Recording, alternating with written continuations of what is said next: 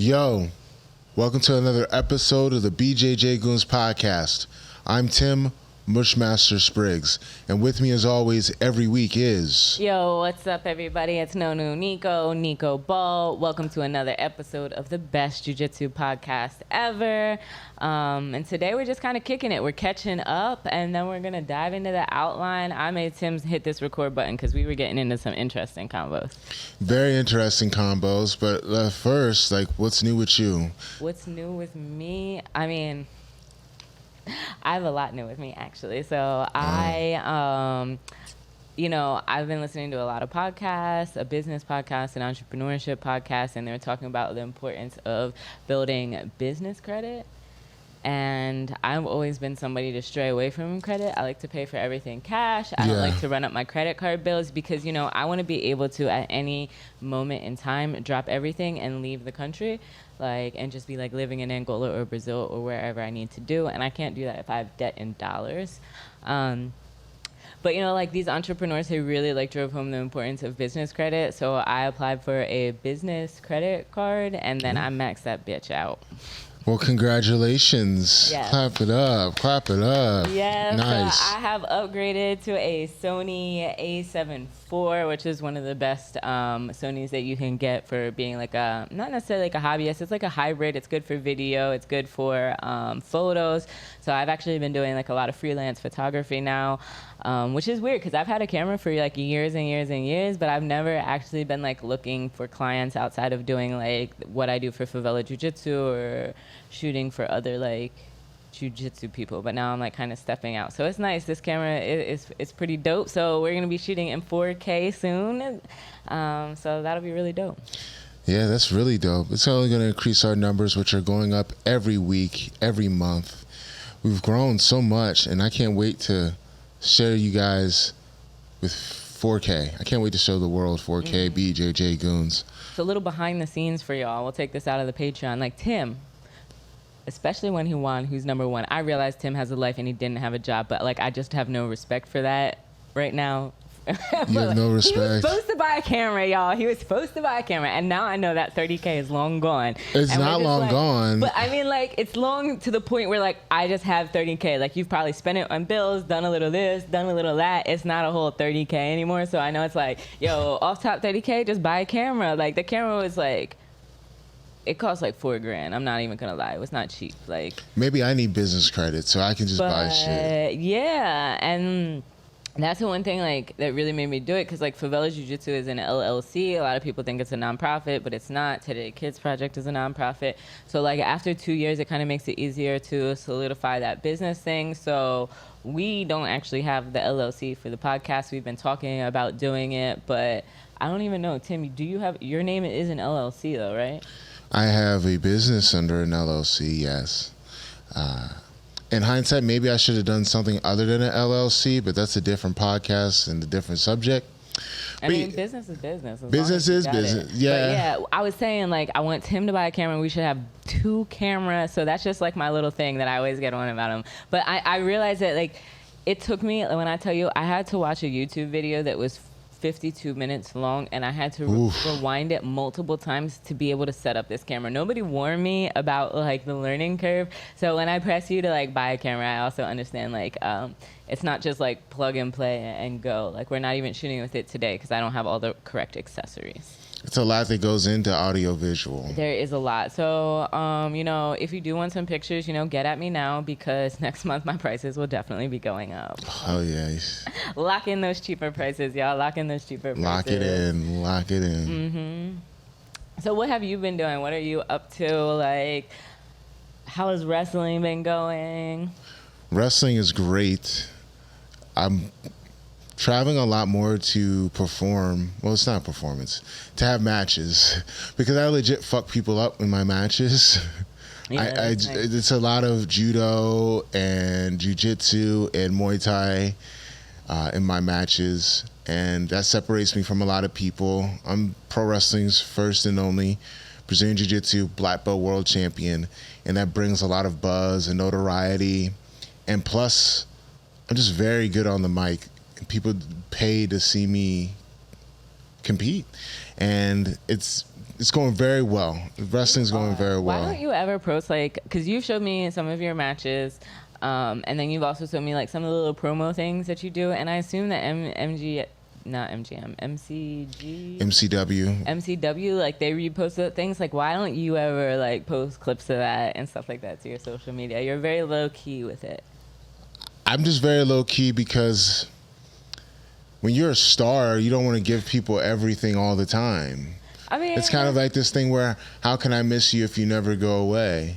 You just got to give people little tidbits here and there, but, you know, the top stars don't really tweet that often. Think about it.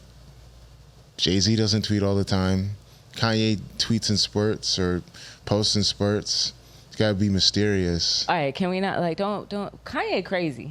Kanye cray. Yeah, but he's a star. Kanye, there's like very few people that are Kanye famous. Like Kanye's so famous that you don't have to say his whole name. You know, it's like Prince. This brings it into a great segue as to what we were talking about before, because I thought, like, because we talk like regularly about outlines, so it's like, all right, we'll film multiple episodes one day, you pop up with an outline, we'll each pop up with an outline, and I thought Tim wanted to talk about Joe Rogan, so I'm like trying to figure out, I'm like, all right, what the hell did Joe Rogan do now? Like, so I'm Googling Joe Rogan in the news, and I found like this one article where they're talking about just like his crazy, crazy cult-like atmospheres, and like they compared it to like Kanye. It's like Kanye, Rogan, Trump, people like that are just dangerous. It's the cult of personality. The song does a really good job of explaining that, but the cult of personality is strong. Which song does he have a song called The Cult of Personality? No, it's a song by this group called Living Color. Wrestling segue, CM Punk's theme song is The Cult of Personality. You've had to have heard that song before. I don't think I have, and well, I you gotta go attempt to play it because, like, I don't know how to cut it out for copyright. No. We cannot play Cult of Personality on here. But do yourself a favor if you haven't heard it. Listen to the song. It's a very good song. It's a classic song. But back to people that are Kanye famous or Trump famous or Joe Rogan famous. It's the cult of personality. People are sheeps. People don't like to think for themselves. People are not critical thinkers, most people. And when you have someone that is charismatic or just has a platform and they're willing to just say whatever's on their mind, whether they fact checked it or not, and you're able to use that charisma to get people behind you, since people are sheep and they don't like to think, whatever you say, if you're popular enough or you're an idol to them, they'll believe wholesale, because people always want something to believe in. And that's very dangerous. That's why cults exist. That's why I saw this about Heaven's Gate, where these people were convinced that they were aliens inside humans, like vehicles. So when they killed themselves, their conscience went and died just to be the body. Or Jonestown. And sometimes that kind of stuff can be used for good, where you have the cult of personality, but you have to be a really strong individual, and it can't be about you. It has to be about a movement. The issue is, with a lot of people nowadays, the way we are with capitalism, the way we are in our culture where we worship fame, and everything's about getting eyes on your product, about engagement and numbers and building a cult because it's a financial incentive to do so.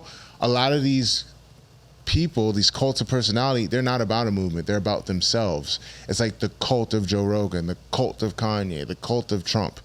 All of these people, for better or for worse, it becomes about them. No different than religion. No different than these pastors. These mega churches. These pastors, like you see now on World Star or on Twitter, where these pastors are just making fun of the congregation for not giving them enough money so they could buy watches and Mercedes and all that other crap. And it's funny. Did you hear about, I saw, and then again, I saw it on Instagram, and I always like, before I repeat things I see on Instagram, like to look up the actual news. But it was some kind of pastor that got robbed on a live of like $100,000 in like jewels, because he got robbed at the church. They came in with guns, and he knew they were coming for him. But apparently he would do like live streams from his closet at home, and he had like this walk-in closet with all his bling and all this, like these like gold threaded robes. It's like, why do you even have all that? Like, yeah, run your pockets, sir. Run your pockets. A couple weeks ago, we talked about what criminals look for when they want to rob somebody, and one of the common themes was robbing people that were flashing their shit. Because if you tell me that you got something and I want it, like, I know who you are and it's easier to find. And if you're a pastor, you know that every Sunday you're going to be at that church. You know that, the congregation knows that, and the Jack boys know. Yeah. So They he got ran up definitely on, do. right? They got eyes on you. Yeah, they ran right into his church. And like, he knew it too. Like, he said, like, because I was watching the interview, he was like, as soon as they came in the door and he saw the guns, he's like, I knew they were coming for me. It's like, yeah, because you a lick. Yeah, you made it hot for yourself out here. But I don't understand how people, when we talk about cults and cults of personality and religion, like, there's a whole bunch of like SNL things about that, about how being a church gets you some kind of tax denomination, so it's very like in your best interest if you're trying to scam people to like register as a super church, and then, you know, you have people send you those seeds of love and da, da, da, which is always monetary. So it's a great way to like scam through people through churches. So it's definitely interesting to see. It's like, all right, you're a pastor, like, how did you afford all that? Like, what are you doing? Like, I am against churches being tax exempt, because that's a lot of money that could be used to make living in this country a little bit better for the less fortunate.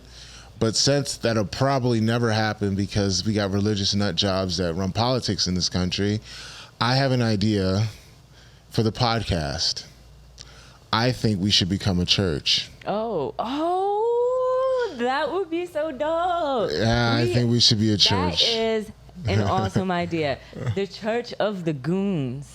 Yeah. Wow. Goon Wow. Life, Goon Life Ministries. That's a really great idea. I think that's the best business move that you have made. If anybody is trying to get in on the founding board of this church, you know, and you're like skilled in business, hit us up. Like, you could get in on the base level of this church as we try to incorporate. What else was I going to say? I was going to say something. We're talking about cults. We're talking about, we had a lot of stuff we were talking The about. church getting run up on. Dang, I told it. Saving face. We were talking about flow a little bit. We were talking about teaching before we started recording. I don't know. Must have had something to do with like the Jump Boys. I definitely don't remember. Dang, it slipped my mind. People getting robbed. I was gonna talk about something, like, it just got me going about, like, speaking of cults or people being idolized. I was filling out some paperwork for the podcast and thinking about what to talk about, to catch up on. And I was gonna talk about teaching or how to get good fast in jiu-jitsu, but I was having a conversation with a couple people that help run schools. Because I just get to know people that are managers, general managers of different gyms, and how the martial arts industry is fucking nuts when it comes to running a school, and how people are kind of treated when you're running an academy. Like, the types of relationships that people have interpersonally in a martial arts gym is totally different than a lot of industries. Just from finding teachers and where to get them, and then like running a school, it's just so nuts. Like, I was going to talk about how I got good fast and some pointers for different people.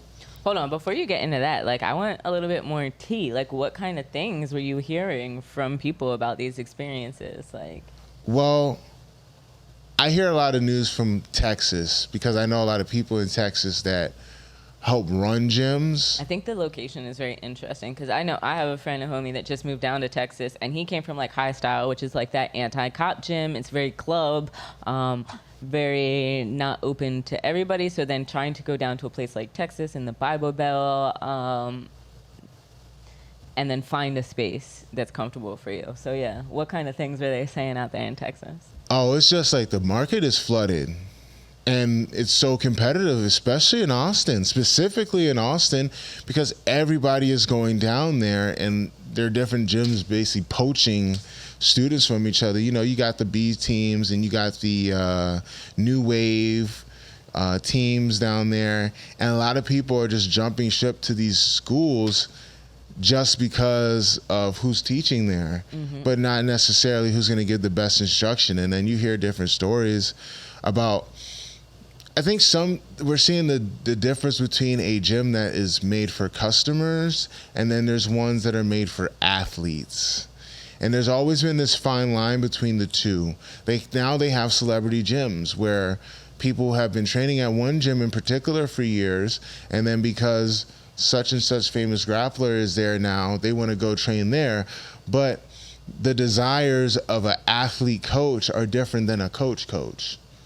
I've heard stories where people will go to different gyms, say B team for specifically, and they'll say like lower belts aren't allowed to ask upper belts to roll. Like, no, you're not allowed to ask. You don't even try. I've heard of like the New Wave situation where a Henzo Gracie school down there, Gazoon tight, a Henzo Gracie school is hosting New Wave. But like New Wave doesn't even have a gym. It's like these people are just going to different gyms just because of who's there, and it's just so weird. It's just so weird because.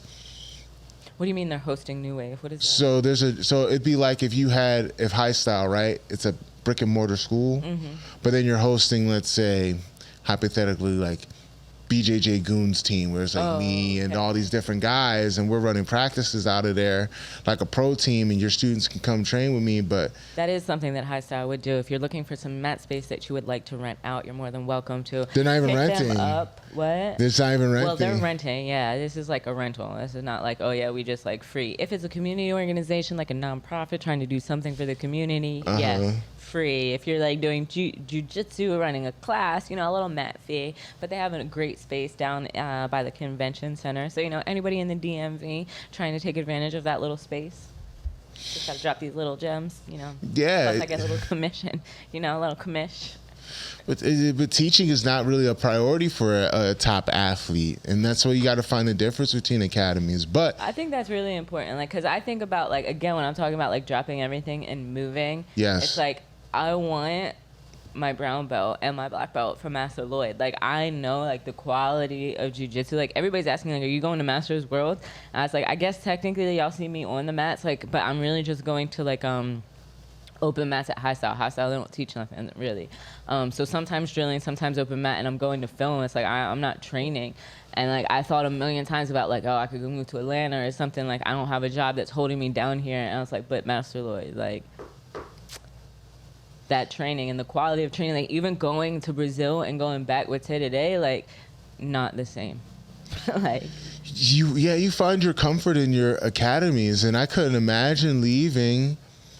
I was thinking about the other day just moving to Thailand and just doing kickboxing. Yo, chilling with DJ, facts. Yes. I would love to do that. Yes. If I didn't have a budding professional wrestling career where I can make millions of dollars, and I'm on the path of doing that, and if I didn't have other professional goals, I would totally go to Thailand and just drop everything. But my goals would not be to be an instructor. They would be to be an athlete and be a student. And it got me thinking about, originally I was going to talk about how to get good fast at jiu-jitsu. And then it got me thinking along the path of my experience of that. And a lot of it was me being fully immersed inside the gym and being an instructor. But going back to how we're talking about how schools are run, I feel as though that I was in a situation where I was a guy that came up in the system at the academy that I was at, and I was the best guy on the team. So as far as teaching, besides the main advanced class, I was the most qualified person there. But my salary did not match that. And I know for a fact a lot of people have been put in that situation if they are an athlete and you're in this situation where it's the cult of personality, where you look up to your instructor, or your instructor is not only the head instructor, but he's the boss. And you're a pupil, and it sucks when you realize that you don't have any kind of bargaining power, or you're afraid to say anything. Now, I'm hearing people. It's hard. I'm hearing people now at some academies, they're looking for outside instructors that they'll pay them like a good salary. Let's say around like $70,000, $80,000 to teach at an academy. Or it's a situation where you don't get paid as much, but you'll get your room and board taken care of. Mm-hmm. And I think that is more fair. I think should be the new industry standard for an instructor, because if your business is to teach jiu-jitsu and you expect someone to be there every day and run these programs, you need to be able to pay them as such. And that should be the industry standard. And I'm starting to see that it is, or at least you're going to be duly compensated. As we talk about industry standards, sorry to interrupt, I just want to point out, we've been talking a lot about like, what do salaries look like? Like, what does organizing in the industry look like? And we've had a couple conversations on our Patreon. So if you haven't become a Patreon member, I highly suggest, if like this topic is something that interests you, and further conversations about it, like check out our last town hall. We had another town hall where we had a union organizer, and we were talking about organizing. So we're going to continue to have these conversations. So it's just interesting, like these things about like, what is the standard? Because I don't think we think about it enough, like whether it goes from like being an instructor, like how much should you get paid, and like is it really fair to like transfer room and board? And then like what about somebody that like lives at home with their parents and they don't need room and they don't need board and they don't need like anything, and those kind of people are more willing to work for free actually when they shouldn't. So when we talk about what is the industry standard, like that's definitely just a conversation that needs to be had more and more openly. Yeah. And I had to look back, because jiu-jitsu is still fairly new in this country, and people being full-time grapplers and being able to make a decent living is kind of a new subject. A lot of the guys that are big team owners or runners, about 20 years ago, they were barely out of high school, fresh out of college. A lot of those school owners, like even the guys that I knew that had gyms, these guys are fairly young. And I think that's why certain things were acceptable back then. I was a full-time instructor at the gym that I worked at. I taught kids from 3 to like high school. Then I would teach adults, and that's all these different age ranges. I ran the summer camp. I did the after-school care camp. Like I was like one of the people in charge of that. I did sales. It's a lot. I did everything, and I don't even want to say how much I made, but that was like initially. You gotta say how much you made. Say how much you made. So I did all that, and I also, on top of that, I was competing regularly, and sometimes they'd be like, man, you gotta compete at this because it's a local, it's a little bullshit local. Like I was basically like browbeating the coach. I'm not even coach. Well, if you're there to compete, they're gonna expect you to coach too. I had like this rinky-dink like little tournament like called a Good Fight. Oh, yeah. Yeah, they're like, I was like, I kind of didn't want to, but I felt like peer pressured into doing it. I was young, and I ended up doing it. So you know how much initially I made every month from doing all that? No. I'm in the gym all day. Every day. Putting in work I was with making snot-nosed kids. I was making $1,600 a month doing all of that. And I was a top competitor. As far as like repping the team, like I did everything. Like, at $1,600 a month, and I guess assume like you're not paying to train, so like that is. But kind of here's the thing, it wasn't about paying to train. Justifying it, like because I was already a member. I became lifetime when I first signed up. So you didn't even get that free training. No, it wasn't. Yeah. Okay, so that's interesting. See, I think it's important that we talk more about things like that. Is that okay? It's $1,600 a month. That's an intern, y'all. That's an intern. That's like that's an intern that knows payment. Everything though.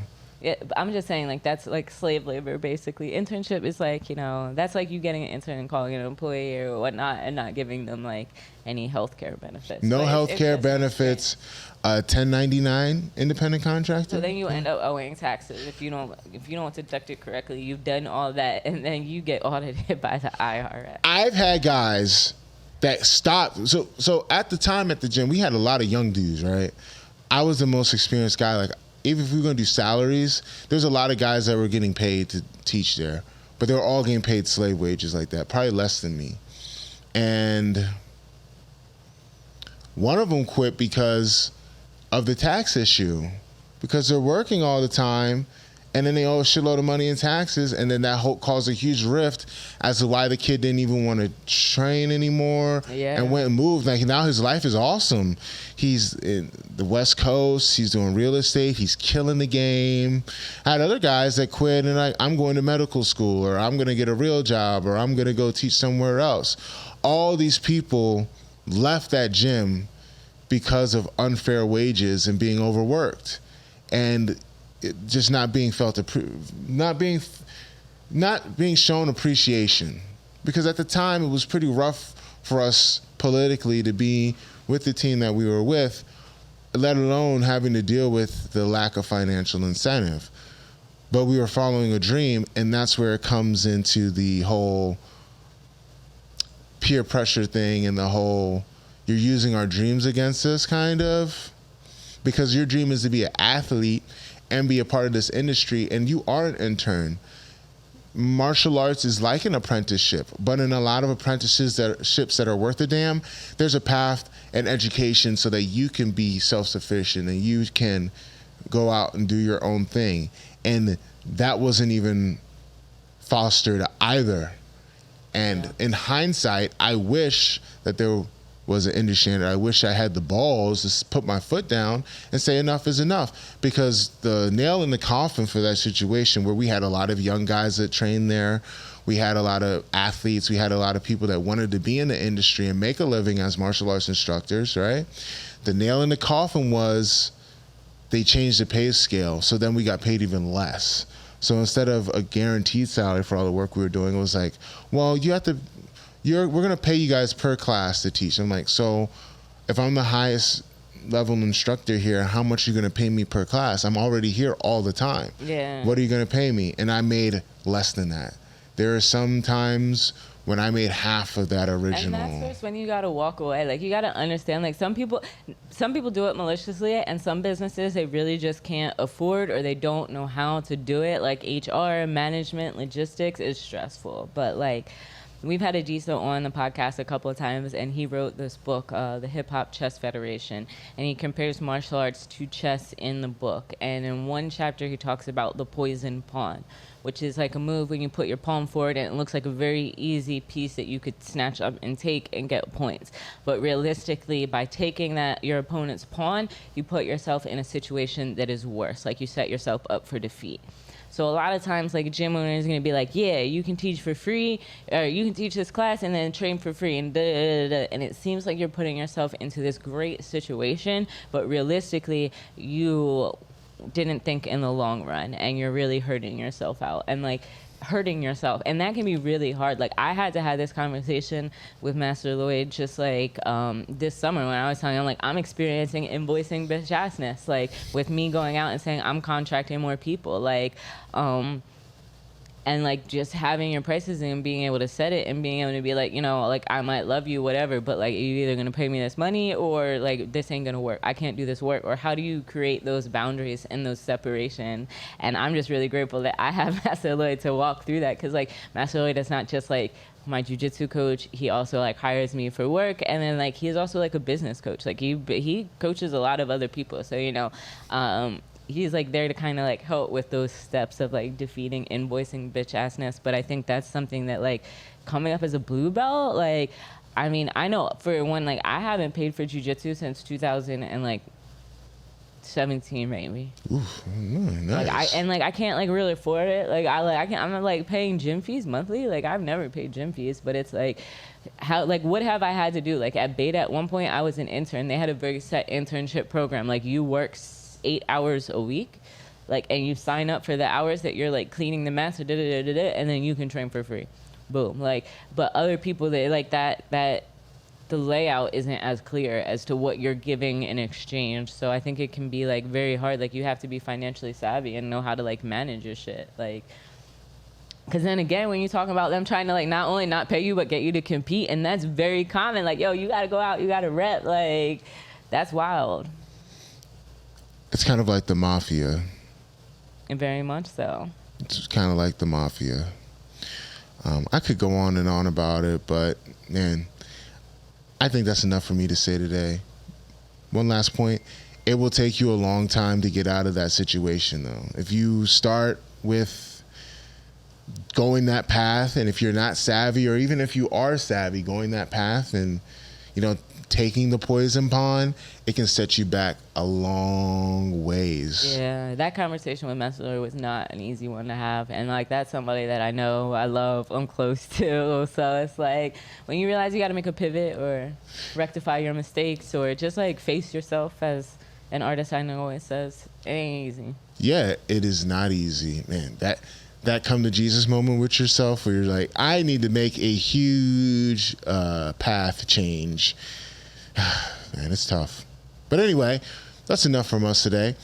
Thanks for watching another episode of the BJJ Goons podcast. Where can we find you, Nico? Well, you can find BJJ Goons merch on favelajujitsu.com, since Tim Spriggs is transitioning over to wrestling and done with the flow grappling. We have put our Interim D's nut shirts on sale, so go grab them. We still have BJJ Goons hoodies, as you can see there right behind us.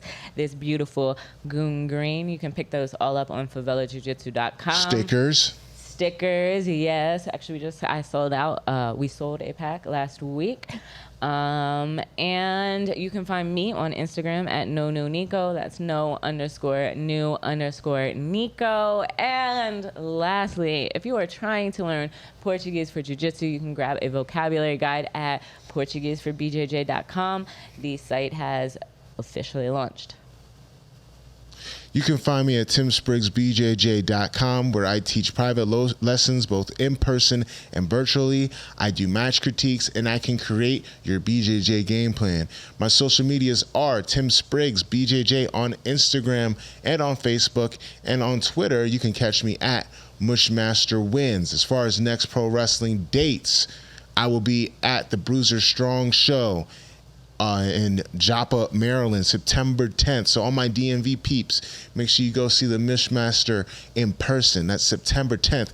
Bruiser Strong at MCW. Go to mcwwrestling.com for tickets. On behalf of Nico, I would like to say thanks for watching, and until next time, peace.